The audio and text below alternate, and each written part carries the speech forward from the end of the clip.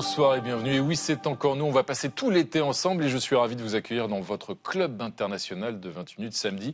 Dans un instant, nos invités vont ausculter l'actualité de la semaine. Au menu de ce soir, pour sa 4e campagne présidentielle, Marine Le Pen enrôle un soutien de poids, l'homme le plus riche du monde, Elon Musk, qui considère que la patronne de l'extrême droite est le dernier espoir de la France. Il y a des soutiens qui seront peut-être beaucoup plus embarrassants pour nos adversaires que celui d'Elon Musk. Qu'un milliardaire américain donne son avis, on est très loin de l'ingérence, ou alors plus personne ne pourra rien dire. De Nigel Farage au Royaume-Uni à l'AfD en Allemagne, Elon Musk soutient tous les leaders d'extrême droite en Europe. Alors s'agit-il d'un atout ou d'un boulet pour Marine Le Pen? Doit-on redouter une ingérence étrangère et l'influence des algorithmes du réseau X d'Elon Musk pendant la campagne présidentielle? On en débattra. Puis, nous irons glisser dans la baie avec notre invité de la semaine, le grand reporter Raphaël Kraft. Passionné de surf depuis son enfance, il publie un récit en forme de confession intime et se demande comment surfer en paix sur ce qui est aussi un cimetière marin. Et en fin d'émission, nous retrouverons l'indispensable Alix Van P. Salut Alix. Salut Renaud. C'est quoi le menu ce soir? Eh bien, dans vos téléphones, vous avez certainement des milliers de photos que vous ne tirerez jamais, que vous ne regarderez jamais. Alors, pourquoi prend-on toutes ces photos vouées à disparaître? On verra ça tout à l'heure. Quelle bonne question. À tout à l'heure, Alix. Voici donc le sommaire du Club International le 21 samedi. Ça commence tout de suite.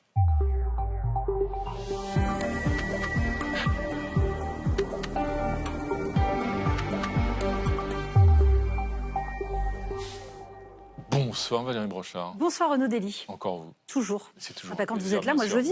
Et vous êtes la bienvenue. Bienvenue à vous et bienvenue Fanny Veil, bien Bonsoir, sûr. Salut Renaud. les amis, bienvenue à toutes les deux. Merci. Ravi de vous retrouver. Et voici nos invités. Bonsoir Rokhaya Diallo. Bonsoir. Ravi de vous accueillir sur ce plateau. Rokhaya Diallo, journaliste, autrice, réalisatrice, présidente de Politis, éditorialiste pour The Guardian. Je rappelle le titre de votre dernier ouvrage paru chez Plomb, Dictionnaire amoureux du féminisme. À vos côtés, Lionel Zinsou. Bonsoir Lionel. Bonsoir Renaud. Bienvenue à vous, économiste, ancien Premier ministre de la République du Bénin et président du think tank Terra Nova.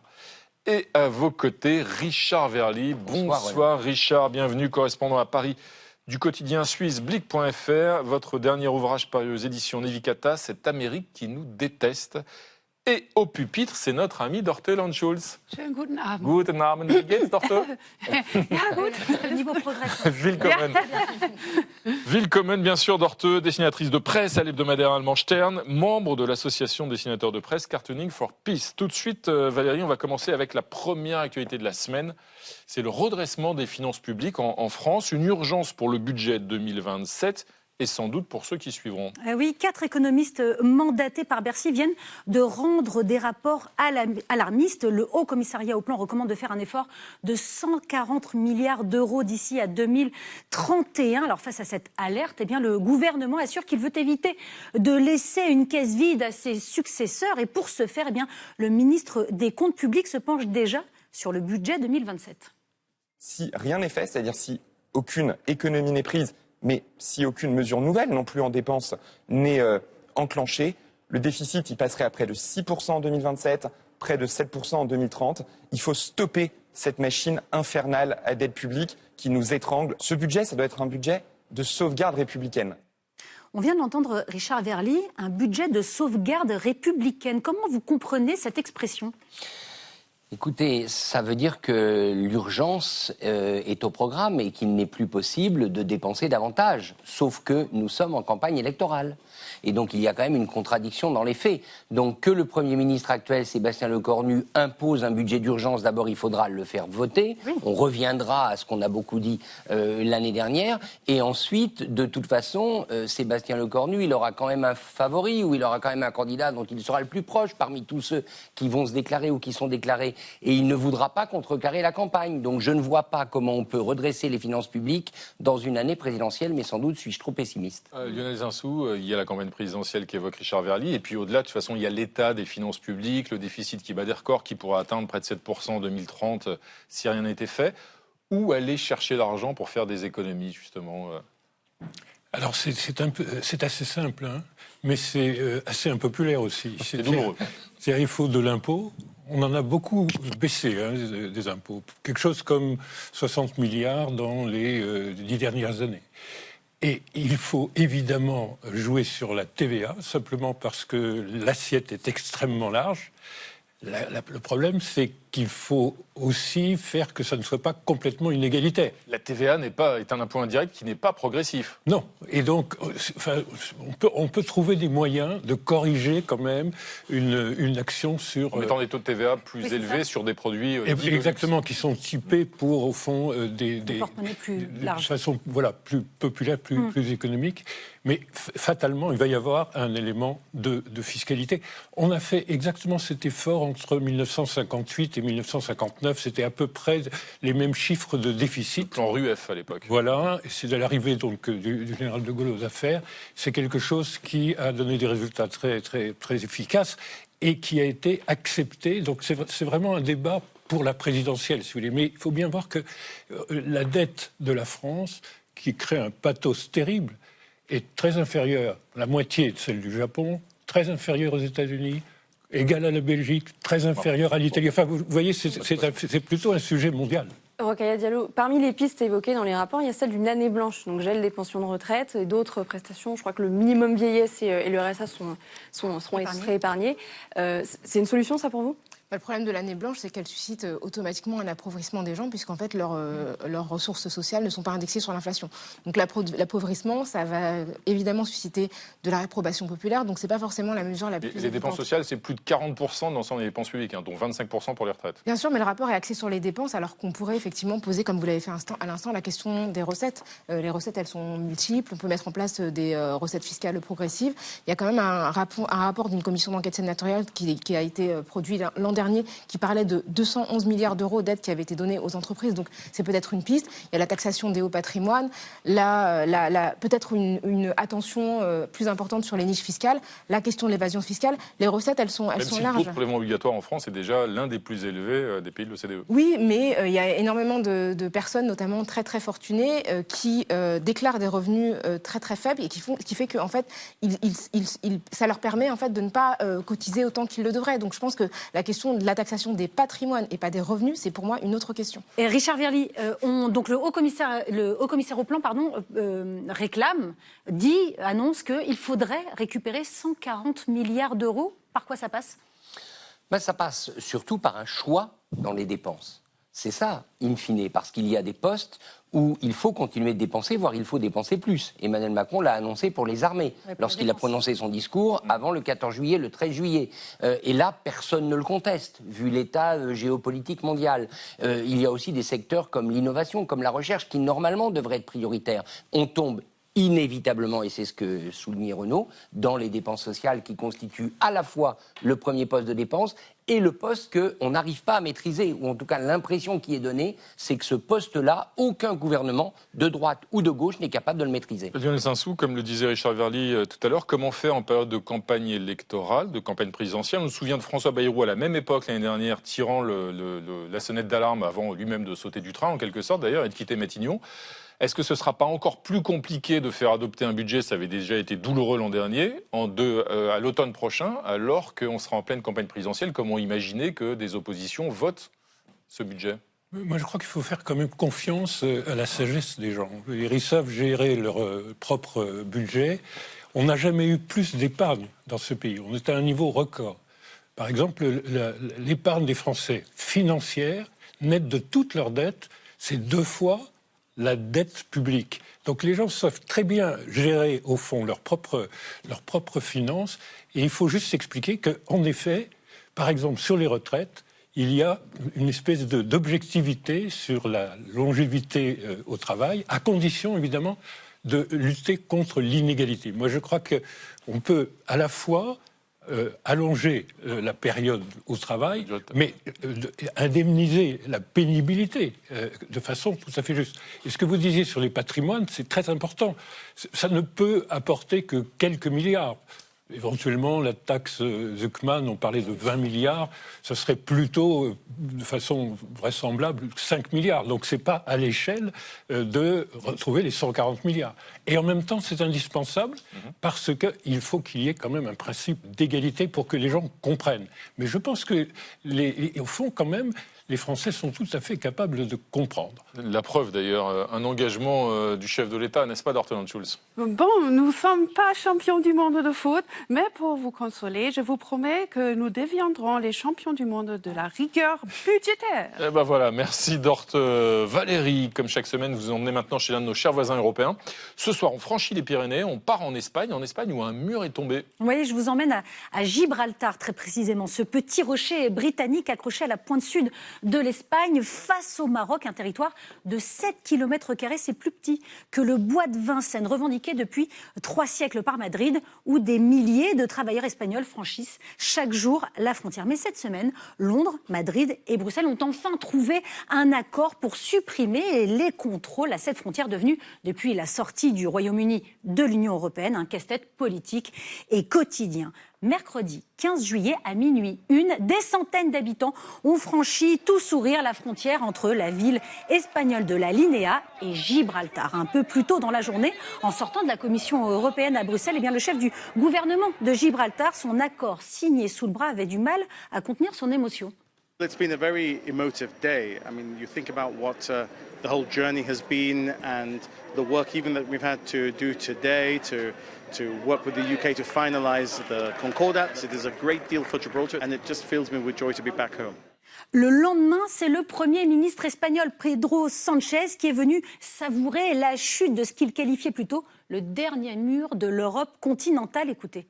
Hoy abrimos una nueva era para el campo de Gibraltar, de prosperidad compartida, como en muchas ocasiones los alcaldes y alcaldesas, una etapa de convivencia, de futuro compartido, entre poblaciones que jamás vivieron de espaldas. Chaque matin, environ 15 000 salariés quittent l'Espagne pour aller travailler à Gibraltar, puis franchissent de nouveau la frontière. Le soir, ils travaillent dans les hôtels, les restaurants, le bâtiment, le port, mais aussi dans les 2 poids lourds de l'économie locale, les services financiers et les sociétés de jeux et de paris en ligne. Autrement dit, Gibraltar a les entreprises et les emplois, mais pas assez d'habitants ni de logements pour faire tourner son économie. La frontière avec tampons à chaque passage menaçait tout le système, des heures de queue pour les salariés, des difficultés de recrutement pour les entreprises et, d'après Londres, des pertes pouvant atteindre plusieurs centaines de millions de livres par an. Dommage pour ce mini bout de terre qui affiche pourtant l'un des revenus les plus élevés au monde par habitant. En revanche, les contrôles migratoires, eux, ne disparaissent pas, ils sont déplacés. Toute personne arrivant directement de Londres ou d'un pays extérieur à l'espace Schengen est contrôlée à l'aéroport ou au port par les autorités de Gibraltar chargées de l'immigration britannique, puis par les agents espagnols chargés de protéger l'entrée dans l'espace Schengen. Gibraltar ne devient donc ni espagnol, ni membre de l'Union européenne, encore moins membre de Schengen. Le rocher reste britannique, comme l'a bien précisé Stéphane Doty. Gibraltar is not joining Schengen. Immigration, policing and justice remain the responsibility of its own authorities. British sovereignty over Gibraltar, including British Gibraltar territorial waters, is fully upheld and explicitly protected. Depuis le traité d'Utrecht de 1713, Gibraltar est au cœur d'un conflit de souveraineté. Regardez, on a même retrouvé le document. L'Espagne l'avait cédé à la couronne britannique pour toujours. Mais Madrid estime aujourd'hui que le texte ne cède pas les eaux qui l'entourent et continue de revendiquer le territoire au nom de la décolonisation. Le nouvel accord ne tranche à rien de tout cela. Il évite seulement que ses habitants et ses travailleurs payent chaque jour le prix du désaccord. Mais Rokhaya Diallo, quand une frontière disparaît et que le conflit demeure, est-ce qu'on peut dire que c'est vraiment un espace de paix ou c'est une spécificité bien européenne de laisser un conflit larvé comme ça sous-jacent? Alors c'est effectivement, je ne sais pas si on veut parler de conflit, mais en tout cas il y a une dissension et c'est en fait un accord qui est strictement fonctionnel, c'est-à-dire que la question de la souveraineté n'est pas tranchée, en tout cas la souveraineté reste officiellement britannique, mais c'est un territoire qui reste disputé et revendiqué par l'Espagne. Mais ce n'est pas le seul territoire européen qui soit dans ce cas. Je pense que nous sommes aussi concernés. Je pense à Mayotte, par exemple, qui est considéré par l'Union africaine notamment et par les Comores comme un territoire comorien et qui est, comme la Nouvelle-Calédonie, dans les territoires à décoloniser selon leurs normes. Donc l'Union européenne n'est pas étrangère au fait qu'il y a encore des territoires qui restent au statut imprécis. C'est dans les 2 cas, d'ailleurs, c'est le cas de Mayotte, mais c'est le cas aussi de Gibraltar. La population locale, elle, ne veut pas changer de souveraineté. Oui, bien Il y a eu des référendums locaux à Gibraltar. Elle en tire des avantages, c'est toujours pareil. Quand vous êtes en marge d'un ensemble économique aussi important que l'Union européenne et que vous n'avez pas à en appliquer les standards ou les normes, vous en profitez. Il faut bien le dire les choses, on a l'exemple de Monaco. Oui. Donc c'est assez logique qu'ils veuillent rester dans cette situation. Après, est-ce que l'Espagne, finalement, et le Royaume-Uni n'ont pas intérêt objectivement, je ne parle pas de souveraineté et de querelle politique, mais objectivement, à ce que les choses restent en l'état, a priori, c'est plutôt quand même comme ça que ça se passe. Un dessin de Dorthe. Ouverture de la frontière entre le Gibraltar et l'Espagne. Youpi, plus besoin de passeport. Cet été, on passera nos vacances en Espagne. Merci Dorthe. C'est l'heure maintenant de passer au service du personnel pour retrouver Olivier Boucreux. Chaque samedi, ce coach sévère mais juste dissèque le parcours de son employé de la semaine. Ce soir, il revient sur les 2 septennats d'un certain Dédé, Didier Deschamps, 14 ans à la tête des Bleus, un record, des succès à l'appel, mais une fin en eau de boudin. Nous sommes tous des employés, certains répondent aux critiques en faisant du bruit, lui laisse parler sans bouger de sa ligne. Toutes les bonnes choses ont une fin, il faut savoir dire stop aussi, j'ai cette liberté-là, je l'ai toujours eue. C'est qui Didier Deschamps, 57 ans, champion du monde comme capitaine en 98, puis comme sélectionneur en 2018. À la tête des Bleus depuis 2012, il a atteint 2 autres finales et remporté la Ligue des Nations. Son truc, c'est le foot, pas le fun. Méthode, un entraîneur n'existe qu'à travers les résultats. Staff resserré, vie de groupe sacré, cadre protégé. Avec lui, le collectif passe avant les égos. Flashback années 70, Anglette, fils d'un peintre en bâtiment et d'une vendeuse de laine, le petit Didier est calme et sportif. Rugby, pelote basque, demi-fond, il devient même champion de France scolaire du 1000 mètres. À 11 ans, il choisit le foot, à 19, il porte déjà le brassard de capitaine à Nantes. Moi, je suis arrivé, j'ai pris la place de quelqu'un, et puis je sais très bien qu'à un moment ou un autre, il y en a un qui prendra ma place. Adolescent, Didier Deschamps doit annoncer à son coéquipier Marcel Desailly la mort de son demi-frère. Les adultes du centre de formation n'osent pas le faire. Une main posée sur son bras, une amitié scellée. Signe particulier, son brassard. À Marseille, comme en sélection, il n'est pas le plus spectaculaire, mais celui qui donne une ossature à l'équipe. En 93, il soulève la Ligue des Champions. 5 ans plus tard, la Coupe du Monde. Il s'est offert une dentition ultra bright. Le pragmatisme a parfois besoin d'un coup d'éclat. Je suis pas bling bling non plus. Mardi, l'Espagne a stoppé la France en demi-finale. 2-0 et une sortie d'Adrien Rabiot contestée. Ça nous a donné encore un peu plus d'envie, d'espoir, d'ambition. Ce soir, les Bleus jouent la 3e place, mais surtout la dernière de Deschamps. Recordman des matchs dirigés et des victoires en Coupe du Monde, il devrait laisser son banc à Zinedine Zidane, attendu depuis des années comme le Messi, après Dédé, ZZ. Ce mondial a aussi été pour lui le plus intime, il a dû quitter le groupe pour les obsèques de sa mère, Ginette, avant de revenir, retrouver l'équipe et le réconfort de Kylian Mbappé. Et finalement, pourquoi lui? Parce qu'à l'heure où tout doit briller, Deschamps aura prouvé qu'on peut imposer la France dans le monde sans jamais chercher la lumière. Lionel Zinsou, Didier Deschamps, il y a cette longévité, il y a cette carrière, ces résultats, et puis lui-même le dit, il le disait d'ailleurs dans le sujet d'Olivier Boucreux qu'on vient de voir, je ne suis pas bling-bling. C'est-à-dire qu'il y a une période où le football est devenu extrêmement bling-bling. C'était pas le meilleur quand il était joueur, c'était pas le sélectionneur le plus brillantissime justement aux yeux des médias, et pour autant c'est celui qui a le meilleur palmarès. C'est l'anti-bling-bling ce foot. Et sans doute, à mon avis, la meilleure popularité aussi. Parce qu'au fond, c'est très éloigné de l'argent, par exemple, de l'excès. Et donc, pour ma génération, c'est 30 ans, en fait, c'est 30 ans passés avec Didier Deschamps. Et donc, je trouve qu'il est un modèle qui pourrait, pour d'autres métiers, par exemple, au hasard... la politique, on ne sait jamais, mais ou peut-être même le comportement des grands chefs d'entreprise. Forme d'humilité, quoi. Non, mais très souvent, maintenant, dans les entreprises, on écoute des entraîneurs de grandes équipes parce qu'on sait fabriquer du collectif et ils l'incarnent très bien. Et alors là, on devrait passer normalement à la tête des Bleus, donc de Dédé, l'anti-bling-bling, à ZZ, l'icône. Qu'est-ce que ça change, Zinedine Zidane, effectivement une icône justement du sport français? Mais ça change quand même 2 choses. D'abord, le fait qu'il s'appelle Zinedine Zidane. C'est quand même, je dirais, une preuve d'intégration. L'intégration, l'identité, ça fait quand même partie de ces sujets qui vont être au cœur des prochains mois de campagne. Et donc, je pense que son arrivée à ce moment-là est extrêmement importante. L'autre chose, c'est que pour le coup, Zinedine Zidane, il a le style. En tout cas, il l'a eu comme joueur, de manière incontestable.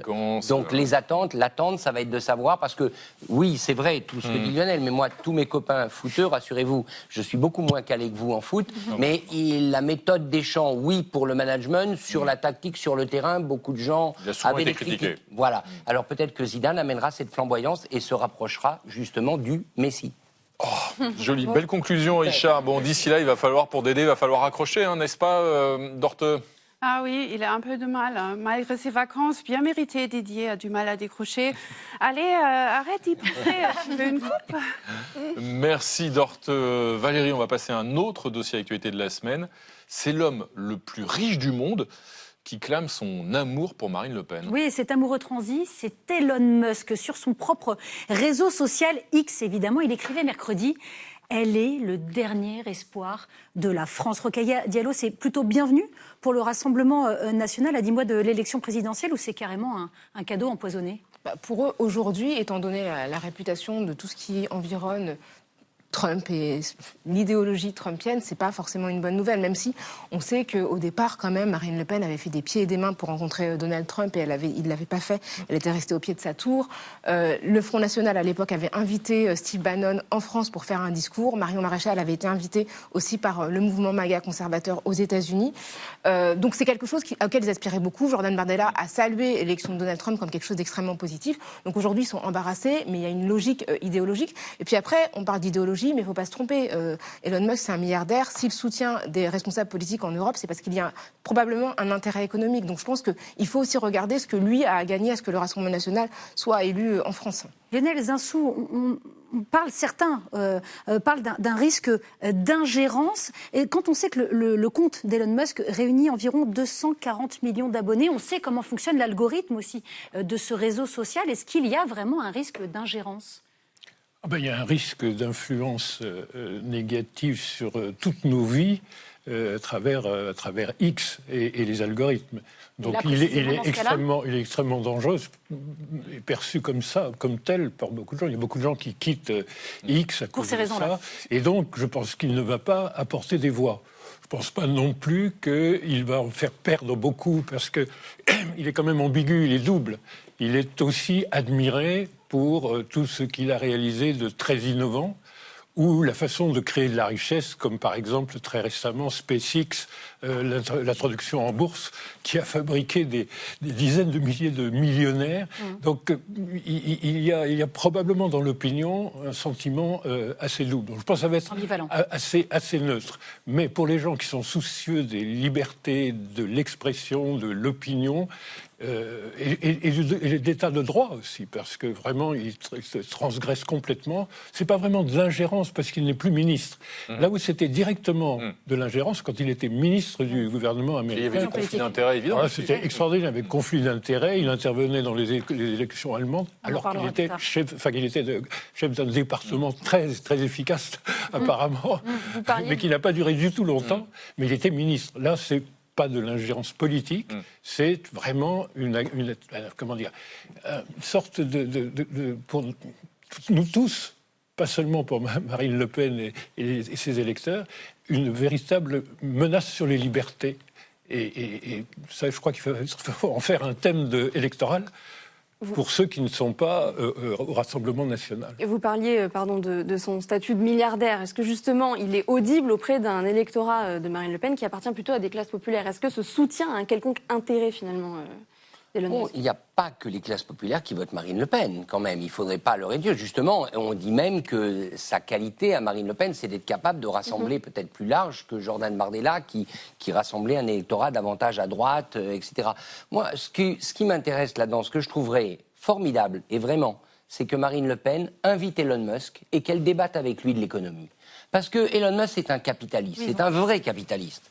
Il a gagné énormément d'argent, mais il a aussi créé beaucoup de richesses, il faut le dire. Et il a gagné aussi beaucoup d'argent en tordant le bras à à l'état de droit. Souvent, il a profité de Donald Trump. Donc moi, j'aimerais qu'on ait un débat entre Elon Musk et Marine Le Pen sur comment on gère un pays. Et que ce débat, il ait lieu en français, langue que Elon Musk ne parle pas, ou en anglais, langue que Madame Le Pen, je crois, parle très mal. En tout cas, c'est pas la première fois qu'Elon Musk manifeste son soutien ou sa bienveillance vis-à-vis du Rassemblement national, comme d'ailleurs vis-à-vis d'autres formations d'extrême droite en Europe. Exactement. Rappelez-vous, il y a plus d'un an, c'était en janvier 2025, Elon Musk est apparu en visioconférence, en plein meeting de l'extrême droite allemande. Regardez. It's okay to be proud to be German. This is a very important principle. I think you want more self-determination for Germany and for the countries in Europe, and less from Brussels. That's my opinion. I think there's too much bureaucracy from Brussels. too much control from sort of global elite. Et précisons que l'AfD, donc le parti d'extrême droite, a fini deuxième aux élections législatives. Mais cette croisade anti-Europe, est-ce qu'elle est aujourd'hui difficile à soutenir pour Marine Le Pen, qui a plutôt changé de braquet, notamment sur l'Union européenne ? C'est plus compliqué, même si dans son électorat, il y a quand même un rejet assez important de tout ce qui a trait aux institutions européennes, dont ils ont l'impression qu'ils nous privent d'une forme de souveraineté. Mais ça s'inscrit vraiment dans un mouvement plus large. Aux États-Unis, J.D. Vance, le vice-président des États-Unis, était venu dès février 2025 à Munich faire un discours expliquant que les ennemis en Europe, c'était l'ennemi intérieur, avec un discours très très proche de l'extrême droite. Et je pense que c'est important de rappeler que ce sont des suprémacistes blancs. Elon Musk a grandi en Afrique du Sud, sous l'apartheid. Son père avait fait le choix d'emménager en Afrique du Sud dans ce régime-là parce que ça lui convenait idéologiquement. Donc il y a quand même aussi un contexte idéologique et intellectuel. S'il se reconnaît dans l'AfD et dans le Rassemblement national en France, c'est parce qu'il y retrouve une philosophie qui lui plaît et dont il est familier. Parce qu'il soutient aussi parce qu'on parle d'ingérence, je pense que c'est aussi important de rappeler que sur X, l'algorithme favorise les opinions d'extrême droite. Et on voit comment Elon Musk utilise aussi sa force pour soutenir des groupes identitaires français en dehors des partis, en dehors du Rassemblement national. Donc il y a une vraie démarche idéologique. Et il y a un projet stratégique d'affaiblissement de l'Europe, Yann Lezinsou, aussi dans les prises de position d'Elon Musk en particulier, ou d'autres, on va dire, proches de la galaxie Trump vis-à-vis d'un certain nombre de partis nationalistes ou de partis d'extrême droite en Europe. Je crois qu'il y a une guerre là-dessus. Le commissaire français Thierry Breton a mis en place toute une série, en réalité, de règles de droit, avec des amendes très très très élevées, au fond, pour qui les trans iraient contre elles. Et clairement, ça menace un peu tout ce qu'on appelle les GAFA ou les GAFAM, mais clairement, sur X, ce genre de choses, il y a des lois européennes qu'il faut appliquer, qu'on applique d'ailleurs. Il commence à y avoir de ces amendes très fortes. Et il y a une vraie, je crois, guerre entre les États-Unis et l'Union européenne. Un dessin de Dorteux. Votez Marine, le dernier espoir de la France. Merci Elon. Essaye de le dire sans lever le bras, s'il te plaît.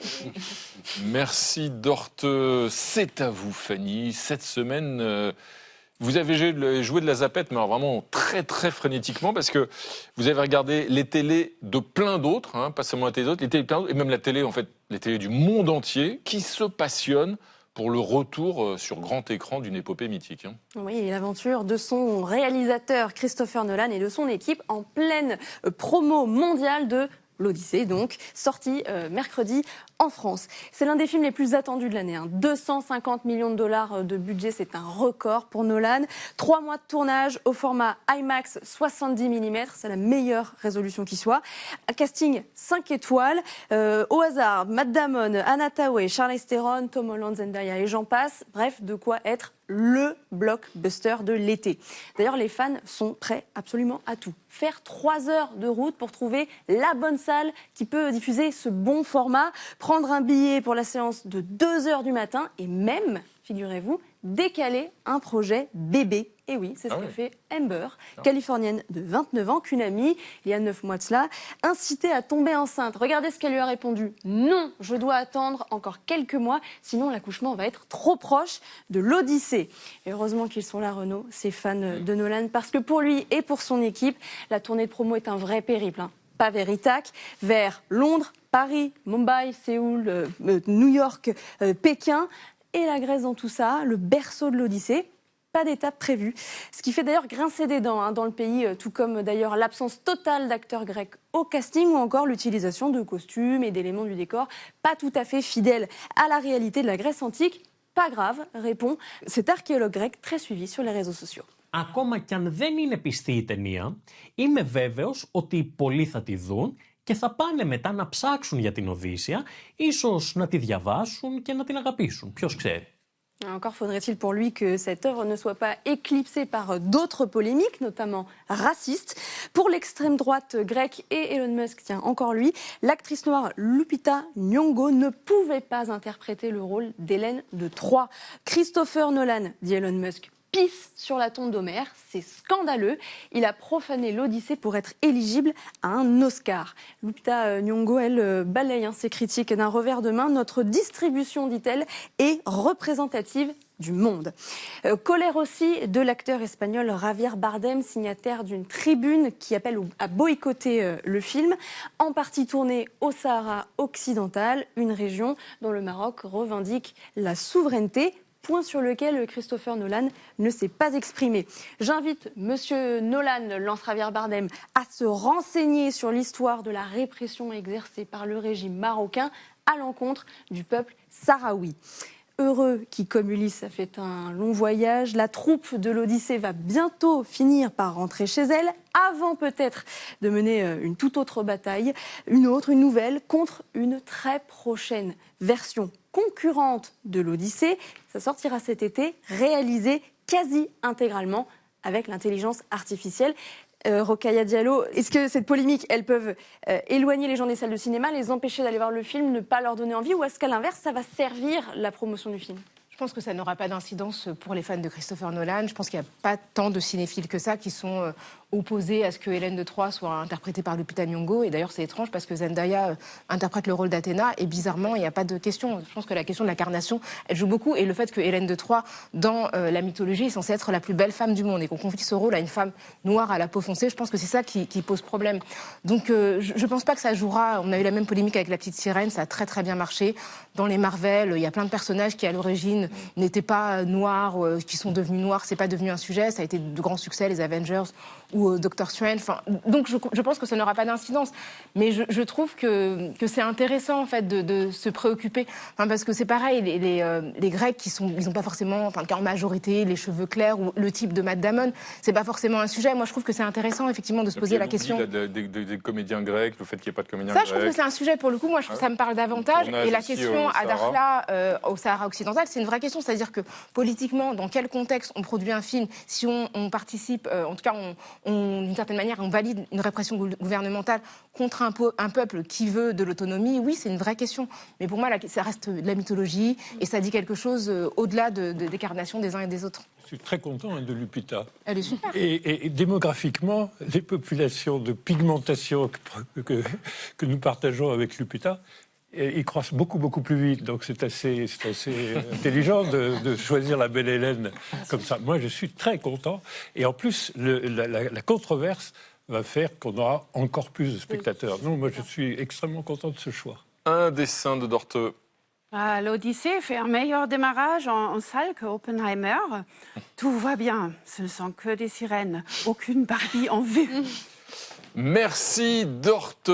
Allez, sortez vos planches et vos bermudas à fleurs. C'est l'heure d'aller surfer avec notre invité du samedi, le grand reporter Raphaël Kraft, qui publie La Baie. Bonsoir, bienvenue. Un récit, La Baie, que vous publiez aux éditions du Seuil. C'est un récit sur le surf. C'est un récit qui est à la fois très personnel, intime, familial aussi d'ailleurs, puisqu'on retrouve notamment votre fils dans ce récit. Puis c'est aussi une forme de remise en question. Surfer, c'est votre passion depuis l'enfance, avec des interruptions, on y reviendra, vous les évoquerez. Mais on se dit aussi à vous lire que surfer, finalement, c'est pas aussi cool que ça, c'est pas aussi léger que ça comme activité, parce que vous racontez aussi que la mer, c'est aussi un lieu de tragédie, c'est un cimetière en quelque sorte. Et à vous lire, on se demande, Raphaël Kraft, si vous y pensez quand vous êtes sur la planche. Est-ce que vous réussissez encore, comme dirait Stéphane Escher, à surfer en paix ? Oui, ça a toujours été un dilemme pour moi. J'appartiens à la génération de la glisse des années 80. J'ai commencé par le windsurf, pas par le surf. Et après, je suis devenu correspondant de guerre pendant longtemps. Et là, j'ai abandonné toute forme de loisirs, et notamment les loisirs de glisse. Et c'est la naissance de mon fils qui m'a fait arrêter les bêtises, c'est-à-dire de partir ici et là, en Irak, dans les territoires palestiniens, etc. Et j'ai trouvé dans le surf un très bon... Vous avez rechuté en quelque sorte. Oui, j'ai rechuté, ouais. Sauf que dans les années 80, j'avais pas de traumatisme, on va dire. Et le surf, j'ai trouvé que c'était un bon substitut, effectivement, à toute l'adrénaline qu'on peut avoir lorsqu'on est, je sais pas, à Gaza ou ailleurs. Et puis c'était une façon aussi d'accompagner mon fils et d'être proche de lui. Et il surfe maintenant avec vous d'ailleurs. Il surfe beaucoup mieux que moi maintenant, ça fait 2-3 ans et il ne cesse pas de me le rappeler. Alors vous ouvrez votre récit avec une invocation hawaïenne. Vous sauriez le dire, parce que moi je ne suis pas sûre de bien le prononcer. Vas-y Valérie. Allo, allo, poipou. Voilà, qu'est-ce que ça veut dire et pourquoi vous l'utilisez dans votre ouvrage? En fait, le livre commence avec deux de mes maîtres, un vieux journaliste que je ne citerai pas, qui est un vieux sage, et un vieux philosophe, Henri-Pierre Jeudi, qui lui est un vieux fou. Et donc, pour nous rappeler qu'effectivement, le livre se situe dans une baie en Bretagne, et de rappeler que la mer en Bretagne particulièrement, c'était vrai également à Hawaï, c'est d'abord le lieu du labeur, c'est le lieu où on va pêcher, et c'est le lieu où on disparaît. Il y a eu beaucoup de naufrages dans cette baie. Cette baie que vous ne citez pas, hein, c'est votre spot. Alors son nom ancien, c'est la baie des âmes. Non, on ne cite jamais le spot. Pour partager, non, c'est parce que c'est un surtout secret. pas. Oui, voilà. Vous ne voulez pas voir arriver les autres surfeurs. Non, le surf, c'est un sport de conquête. Donc on passe notre temps à chercher des vagues sans trop se soucier de ce qui se passe ici et là. Et mais l'ancien nom, c'est la baie des âmes. On trouvera. Les connaisseurs trouveront. Et donc, effectivement, pour répondre à votre question et ensuite à la vôtre, oui, c'est se rappeler que la mer n'est pas seulement un loisir. Et à Hawaï, c'était à la fois un loisir, à la fois un mode de vie. Vous dites aussi que le surf, c'est un terrain, entre guillemets, d'appropriation culturelle. Vous pouvez nous expliquer ça? Le surf tel qu'on le connaît aujourd'hui est né en Polynésie et principalement à Hawaï. Alors, on va dire qu'effectivement, à Tahiti, on surfait, sauf que c'est d'Hawaï qu'il est parti en Californie, puis en Australie, puis en Afrique du Sud, en Europe. Et c'est au moment de la colonisation d'Hawaï que les Américains se sont appropriés le surf et se sont appropriés également toute l'historiographie du surf. C'est également vrai pour le surf en France. L'historiographie du surf en France a été complètement squattée par les Basques, par les biarros, les tontons surfeurs, alors que... Beaucoup moins par les Auvergnats. Voilà. Non, mais le surf qu'on situe plus au nord, comme en Bretagne par exemple, il a une influence qui est plus celle de la Cornouaille et de l'Angleterre. Et vous expliquez aussi dans votre ouvrage que la planche de surf qu'on connaît aujourd'hui, c'est pas du tout celle avec laquelle on surfait... notamment en Polynésie. Alors, effectivement, il y a des matériaux qui ont été développés dans l'après-guerre en Californie, notamment avec l'industrie aéronautique, qui permettent d'avoir des planches beaucoup plus légères, aujourd'hui beaucoup plus polluantes. Mais elles se ressemblent quand même. Les surfs étaient beaucoup plus grands à Hawaï. Et alors, je ne vais pas refaire l'évolution des planches de surf, mais oui, ce qu'on surfe aujourd'hui, on ne le surfait pas à Hawaï au XVIIIe siècle. Alors, on voyage beaucoup dans votre livre, Raphaël Kraft, en Afrique du Sud, à Hawaï, en Bretagne, dans cette fameuse baie qu'on ne citera pas, au Portugal, mais aussi en Chine. Et en Chine, l'expression pour désigner un surfeur, excusez ma prononciation, c'est Nong Chao Her, ce qui veut dire enfant de la marée.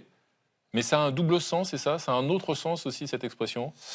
Alors, oui, c'est un sinologue italien qui a découvert qu'on surfait les mascarets. Vous savez, les mascarets, ce sont ces vagues qui se forment à l'embouchure des fleuves. Il en existe sur la Dordogne, notamment. Il en existe sur l'Amazone. Et c'est un sinologue de Venise qui est parti en Chine et qui a découvert dans un temple dans le sud-est de la Chine une représentation de surfeurs qui datait du haut Moyen-Âge en Chine. Et oui, donc ça veut dire l'enfant de la marée, c'est aussi une façon de surfer la vie avec style. On va dire ça comme ça. C'est pas tout à fait la traduction littérale. Il faudra lire votre livre La baie aux éditions du Seuil, Raphaël Kraft. Merci beaucoup d'être passé ce soir. Merci par le plateau du Club international de 28 minutes samedi. Un dessin de Dorthe. Ah, les conditions sont parfaites ici. Merci Dorthe. Voici maintenant venu moment de retrouver l'indispensable Benoît Forgeard. Ce soir, dans Dérive des continents, cet observateur scrupuleux des nouvelles technologies pose la question qui nous taraude tous. Comment vivre heureux avec son smartphone? Bonsoir Renaud. Les enfants le savent, les smartphones sont les doudous des adultes, à la différence qu'aucun enfant ne passe 4 heures par jour à consulter son doudou. Il y a 3 semaines, j'ai cassé l'écran de mon vieux téléphone. Il marche encore, mais il est condamné, je le sais. Pourtant, je tarde à le remplacer. J'hésite à reconduire son contrat. L'aventure avait pourtant bien commencé à l'orée de ce siècle, quand la liberté soufflait les vitres de la cabine, qui fut des années mon cachot. Le portable était une baguette magique. Nous allions appeler le monde entier nous appellerait. Et soyons honnêtes, longtemps l'appareil nous a comblés. Que de bons moments passés ensemble, mon téléphone et moi. Que d'émotions. Chassés-croisés des textos de l'amour naissant, photos, vidéos, 1000 attestations du bonheur vécu, adressées du bout du monde à des gens qui ne me demandaient rien. J'étais le bateau, il était ma vigie. Et puis la magie est devenue ordinaire. J'ai découvert que l'engin menait une double vie, cafetait mes déplacements, mes projets. Le doute s'est insinué. Entre-temps, hélas, ce focus était rendu indispensable. Depuis, il me dicte son rythme, ses valeurs, m'a refilé sa passion des chiffres, moi qui suis plutôt lettre à la base. Force est de constater qu'il m'a davantage transformé en ordi que je ne l'ai transformé en poète. Je pourrais profiter de cette chronique pour vous appeler à un autodafé. Mais de quoi aurions-nous l'air une fois le feu éteint, à genoux dans la cendre pour tenter de récupérer nos mots de passe ? Alors, pour ne plus laisser mon smartphone me couper du monde, j'ai décidé de changer les règles. Certaines compétences intuitives que j'avais imprudemment confiées à l'appareil sont rapatriées. Désormais, par exemple, plutôt que de baisser la tête vers l'appli météo, j'observerai le ciel moi-même, puis, ayant mesuré le taux d'humidité par un reniflement, je déciderai si oui ou non ma fille doit porter sa capuche pour aller à l'école. Nos smartphones ne sont pas apparus pour nous permettre d'être joints à tout moment par nos parents. Ils sont là pour nous rappeler qui nous sommes et l'étendue vertigineuse de nos facultés. Eh bien, merci Forgeard pour cette leçon de vie ce soir encore. Bonsoir Alix Van P. Bonsoir Renaud. Bienvenue à vous. Comment être heureux avec son smartphone, se demandait Benoît Forgeard à l'instant. Vaste question. Justement, nous allons méditer avec vous autour d'une question qui touche indirectement nos smartphones. Pourquoi prenons-nous des photos que nous ne regarderons jamais ? Eh bien, cette année, on fête un anniversaire. La photographie a 200 ans. Elle est née en 1826 quand Nicéphore Niepce, un ingénieur français, a fixé une image pour la première fois. Il avait placé son matériel au premier étage de sa maison, en Bourgogne, et des heures plus tard, la vue de son jardin est apparue en noir et blanc. Cette photo, la plus ancienne conservée au monde, s'appelle Point de vue du Gras. Elle est aujourd'hui exposée au Texas et c'est un objet de mémoire, un objet de souvenir, comme la grande majorité des photos qui ont été prises ces 2 derniers siècles. Sauf que, depuis cette prouesse originelle, la photographie a envahi nos vies et elle a muté. Aujourd'hui, les Français ont en moyenne 1700 photos dans leur téléphone qui dorment. Beaucoup ne seront jamais des objets de mémoire, des objets de souvenir. Beaucoup ne seront même pas imprimés, ni même regardés à nouveau. Mais alors, à quoi servent nos photos actuelles, Alix ? Eh bien, la photographie a changé d'objectif. Je sais que vous êtes très sensible au mauvais jeu de mots. Ouais. Excellent. Ouais. Mais je ne suis pas objectif. C'est devenu un langage. Cet été, au lieu d'envoyer un message quand vous arriverez en vacances à votre crush pour lui dire « ça y est, je suis arrivé en vacances, tu me manques », qu'est-ce que vous allez faire ? Vous allez lui envoyer une photo de vos pieds sur la plage. Vous connaissez la maxime « une image vaut mieux que 1000 mots ». Votre crush va comprendre le message normalement.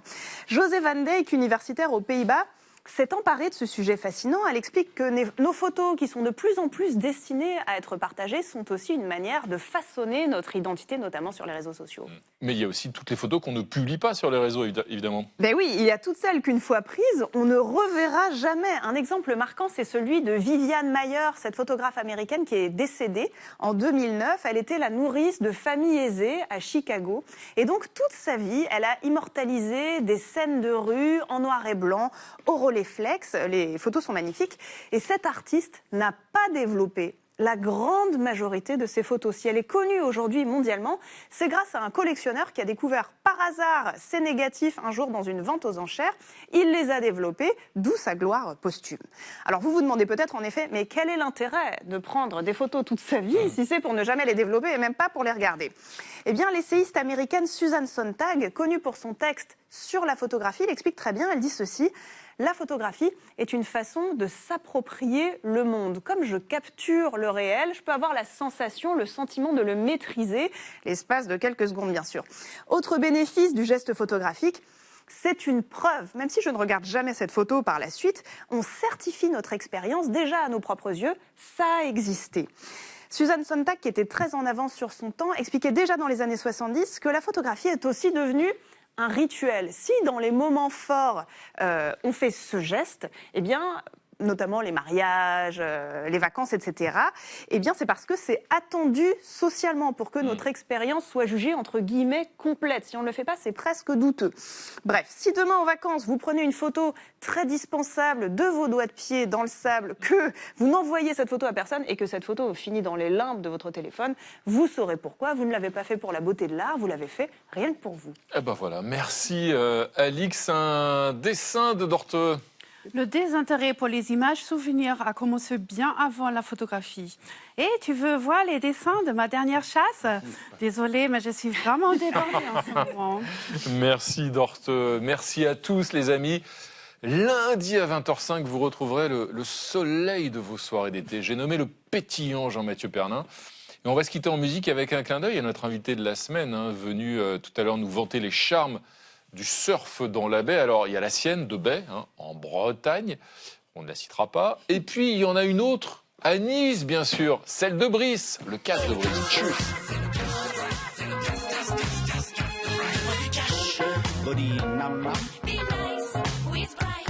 Ton cash me plaît, allez casse comme moi, donne tout ce que t'as pas.